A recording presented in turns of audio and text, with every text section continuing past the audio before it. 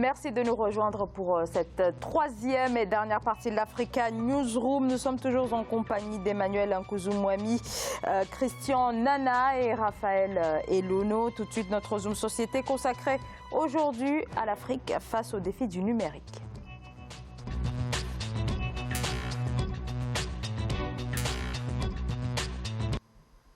Le numérique enjeu de développement du continent, notamment dans la lutte contre le chômage, et la Banque africaine de développement en partenariat avec Facebook, la fondation Rockefeller et Microsoft viennent de donner un coup d'accélérateur à un programme visant à faire du numérique l'un des axes majeurs dans la création d'emplois. Le numérique, l'avenir du continent, surtout quand on sait que 85% des emplois futurs, c'est-à-dire d'ici à 2030, n'existe pas encore aujourd'hui. Reportage à Kigali signé Fraternanda Kaisenga. Coding for Employment a été lancé par la Banque africaine de développement en marge du sommet pour l'innovation en Afrique qui s'est tenu à Kigali au Rwanda du 6 au 8 juin 2018. Le programme vise à sensibiliser la jeunesse africaine à prendre conscience de la place du codage sur le marché du travail. Selon la Banque africaine de développement, plus de 9 millions d'emplois seront créés par ce programme et 32 millions de jeunes Africains seront formés en matière de codage. Dans le futur proche, pour trouver de l'emploi, il ne sera plus nécessaire des connaissances traditionnelles dans les matières comme l'histoire ou la géographie, mais plutôt des connaissances de trouver des solutions à des problèmes. Il sera question de la science, de la technologie et de l'innovation. Pour ce faire, il faut nous y préparer et c'est la raison de ce programme qui sera dédié aux jeunes Africains, surtout les femmes. Il faut que la jeunesse africaine fasse partie de cette architecture mondiale qui se met en place pour promouvoir l'innovation. Ici, on parle par exemple du blockchain, de la robotique, de l'intelligence artificielle, etc. Il faut absolument que la jeunesse africaine soit incluse dans ce mouvement. En Afrique, la population de jeunes augmente rapidement et devrait doubler d'ici 2050 pour compter plus de 830 millions d'individus selon la Banque africaine de développement. Pour donc contrer le problème d'emploi à l'ère du numérique, la Banque africaine de développement s'est fixée pour objectif de créer 25 millions d'emplois dans les secteurs de l'agriculture et de la technologie de l'information, entre autres. Le marché africain, très bientôt, sera le marché le plus énorme de la planète. Nous sommes un marché comparable à l'Inde, à la Chine. Alors, nos machines, nos innovations peuvent simplement rester là en Afrique, résoudre nos problèmes. Il y a des innovations africaines aujourd'hui qui sont reprises en Europe, mais elles sont créées là, au Kenya. Le système de mobile money, n'oubliez pas, ça a été créé là en Afrique. Grâce à ce programme, la Banque africaine de développement prévoit d'installer 130 centres d'excellence sur l'ensemble du continent afin de combler le vide entre les nouveaux recrutements de la part d'employeurs du numérique et les compétences des jeunes Africains. 30 millions de dollars américains ont été déjà mobilisés par la Banque panafricaine dans le cadre de ce projet. Alors l'Afrique va passer d'ici à 2050 de 1 à 2 milliards d'habitants, donc un laps de temps extrêmement court. Emmanuel Nkouzou-Mouami, cela nécessite la création de modèles de rupture et cela doit passer nécessairement par le développement du numérique.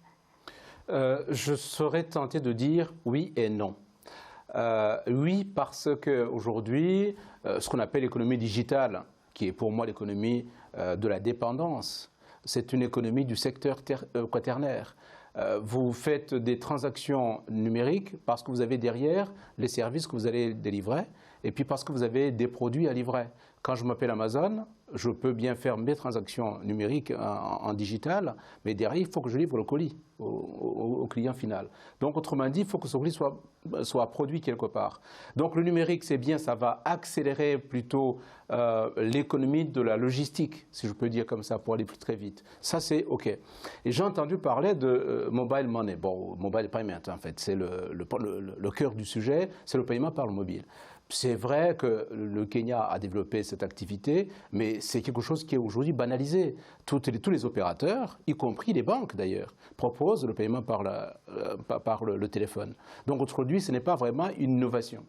Nous allons avoir peut-être quelques innovations sur la facilité d'accès aux informations de santé, aux informations agricoles, à la météorologie, très bien. Mais c'est encore du service au service. Autrement dit, c'est du secteur quaternaire. Donc, quand je dis c'est oui, dans ce cas, oui, ça va aider quelques jeunes à pouvoir accéder aux emplois du numérique, mais il y a un warning pour moi, c'est que dans beaucoup de pays africains, le taux d'éducation n'a pas encore été à 70%. Autrement dit, je vais m'intéresser à une petite partie, peut-être 5% des étudiants qui ont pu arriver au niveau de baccalauréat, un baccalauréat qui a la capacité à envoyer ces jeunes dans le codage, mais pour les autres, malheureusement, ils vont rester sur le carreau. Autrement dit, l'effort, c'est d'abord de l'éducation. Deuxième chose, je dis le non. Dans le non, c'est l'économie ne peut pas s'asseoir sur disons, le digital en tant que tel et sur ce qu'on peut appeler une économie quelque peu artificielle. Nous avons besoin en Afrique de créer des infrastructures. Nous avons besoin de créer des sources de production, de transport, de distribution d'énergie. Nous avons besoin de transformer les matières premières. Ce sont les matières premières minières. Nous avons besoin de transformer le pétrole en Afrique. On a besoin de créer des systèmes de distribution du gaz en Afrique. On a besoin de transformer nos produits agricoles en Afrique. On a besoin de nourrir les gens en Afrique. Et on a besoin de créer des systèmes de santé en Afrique.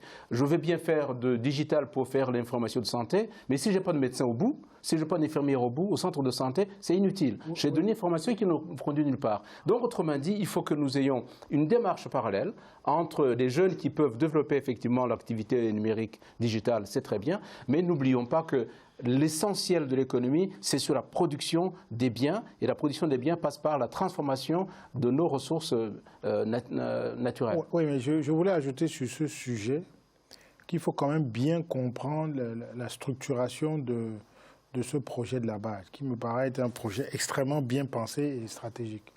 D'abord, il faut savoir que la BAD a axé, dans le cadre de cette initiative-là, sa politique sur le chômage des jeunes. Bon, vous savez qu'en Afrique, la population est extrêmement jeune. Dans la plupart des pays africains, plus de la moitié de la population a moins de 20-25 ans. Donc, et le chômage des jeunes, c'est un véritable fléau. Alors, cette initiative de chômage, en fait, de résolution du problème du chômage de la BAD, a en fait 3 volets. Et les 2 autres sont absents de ce reportage. Donc c'est pour ça que je le dis. Il y a le volet numérique qu'on a vu dans ce reportage, mais il y a un volet sur l'agriculture. Vous savez que nos économies sont très agricoles. Et l'agriculture, c'est un domaine qui utilise beaucoup le capital humain. Donc il y a un volet agricole et il y a un volet sur l'industrialisation, qui est un petit peu ce que monsieur indiquait tout à l'heure. Donc les grands axes de la Banque africaine de développement. Donc il y a chacun de ces secteurs a sa politique pour résoudre le chômage des jeunes. Bon, on a sur le reportage, on a parlé du problème numérique qui est stratégique, qui est fondamental et qui est l'avenir. Il y a le problème il y a l'agriculture et il faut voir maintenant dans le contenu du programme, c'est un programme qui a un volet formation. Donc, une grosse partie du programme consiste à former les jeunes pour qu'ils deviennent des créateurs de demain, comme le monsieur dans le domaine des nouvelles technologies.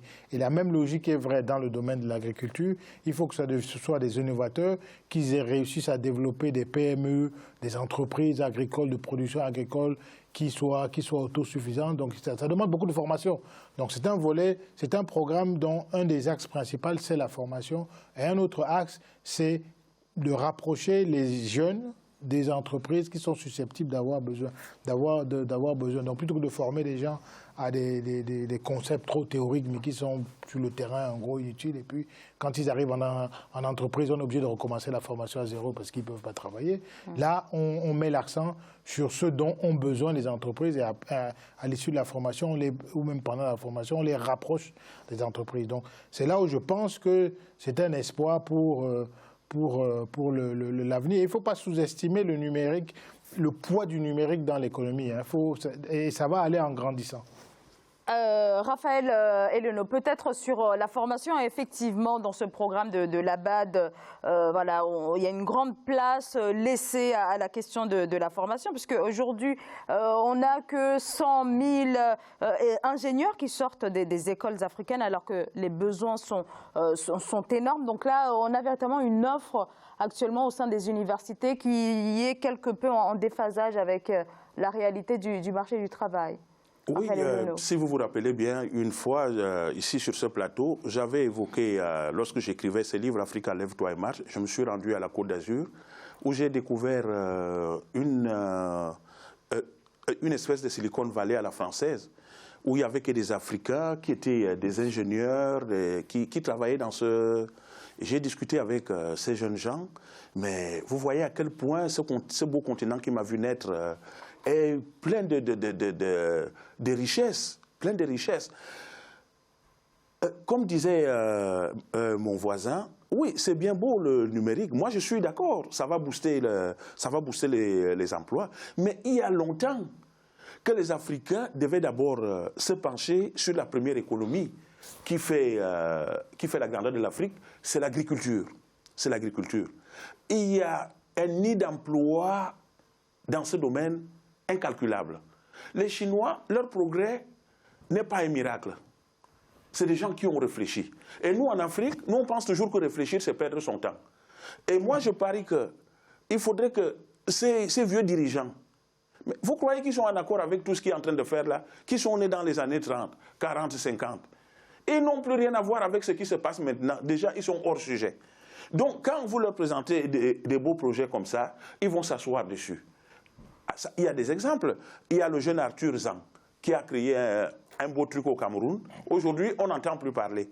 Hier encore, je suivais ce Camerounais qui a créé des drones et tout ça. Voilà des ingénieurs. Qu'est-ce que la Chine a fait? Elle a appelé tous ses enfants qui sont nés dans ces pays, dans ces grands pays occidentaux, qui ont étudié, et il leur a dit, venez mes enfants, qu'est-ce que toi tu sais faire, qu'est-ce que tu sais faire? Ces enfants-là ont réuni toutes leurs connaissances, et voilà, ils ont monté cette Chine que nous avons aujourd'hui, qui a tourné le dos au communisme, là où Mao Tse-tung dehors, je parie qu'il serait mis 100 fois par jour dans sa tombe. Parce qu'ils ont compris que pour rivaliser ces gens-là, il faut aller les attaquer sur leur propre terrain. Et ils sont venus. Alors que nous, en Afrique, nous restons frileux. Nous sommes là tout le temps à croire que oui, c'est la Vierge Marie qui viendra du ciel pour venir régler nos problèmes. Alors, on arrive malheureusement au terme de cette émission. Mais alors, un dernier mot très rapidement. Un dernier mot. Oui. Le numérique, c'est important. Mais ce n'est pas essentiel. Ce qui est essentiel, c'est de résoudre les problèmes de fond, de base. Ces problèmes de base, je les rappelle encore une fois, il faut que les gens soient alimentés. Pour qu'ils soient alimentés, il faut qu'ils produisent les produits. C'est la création. Voilà. Ensuite, il faut que ces enfants aillent à l'école. Nous avons 3 segments. Le segment des élèves qui ont déjà des capacités par l'école, parce qu'ils ont déjà des connaissances. Ceux-là, on peut orienter les connaissances vers le numérique et le codage. Très bien. Mais il y a une autre partie de ceux qui sont dans les spécialités déjà médicales, d'ingénierie, agriculture, architecture. Ces personnes-là, on en a besoin. Il ne faut surtout pas qu'on se trompe. Au 19e siècle, tous les Européens ne sont pas passés à l'électricité parce qu'il y avait l'électricité. Donc il faut bien que les gens se sentent bien, en quelque sorte, dans plusieurs segments différents. Le segment du numérique, c'est un segment important en croissance, c'est vrai, mais il ne faut pas qu'on oublie les autres spécialités médicales, agricoles, de construction. Nous avons besoin d'infrastructures, etc.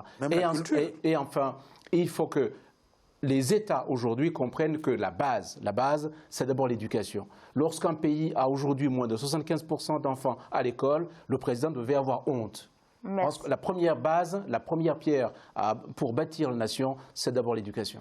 Fin de cette émission. Merci à tous les 3 d'y avoir participé. Emmanuel Nkouzou-Mouami, je rappelle que vous êtes analyste économique et politique, auteur du partenariat Europe-Afrique dans la mondialisation, la relance de l'Afrique, tous les deux aux éditions L'Harmattan. Un grand merci à vous également, Raphaël Eleno. Je rappelle que vous êtes écrivain, auteur d'Africa, Lève-toi et marche aux éditions Publibook. Un grand merci à vous également, Christian Nana. Je rappelle que vous êtes conseiller en investissement, président de CN Conseil. Et merci à vous également de votre fidélité. Je vous retrouverai demain. Très bonne soirée.